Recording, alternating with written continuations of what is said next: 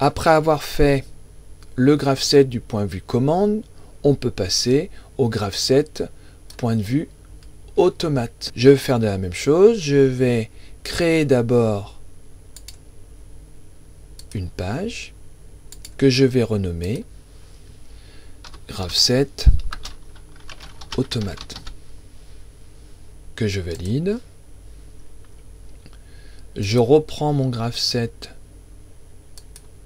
commande, je sélectionne tout, je copie, je me positionne en graph set automate et je colle. Je refais un zoom pour bien voir. Voilà. Et je vais faire de même. Je vais passer les capteurs en entrée et en sortie automate. Donc, je rappelle, %i 0.1 pour S1 et ainsi de suite. Donc, je remodifie. Réceptivité. Donc, c'est %i 0.1. Je m'éloigne pour bien indiquer que c'est une fonction et %i 0.2. Je valide. Je fais de même pour les actions. Donc, c'est 1 V1 14, donc c'est 1 et 3 pour la sortie, d'accord. Donc, %Q0 1 et %Q 0.3.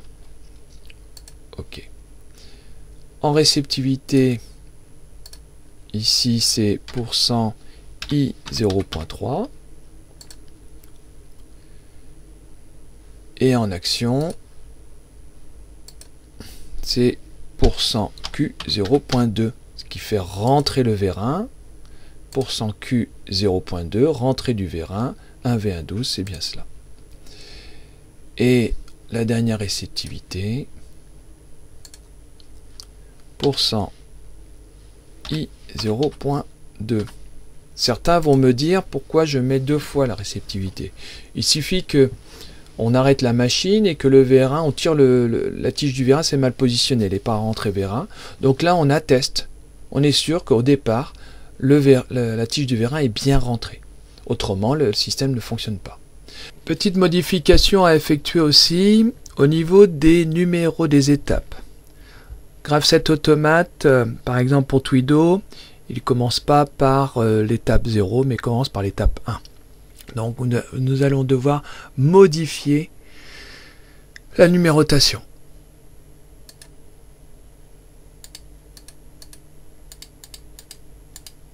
« 1, 2 et 3. Voilà.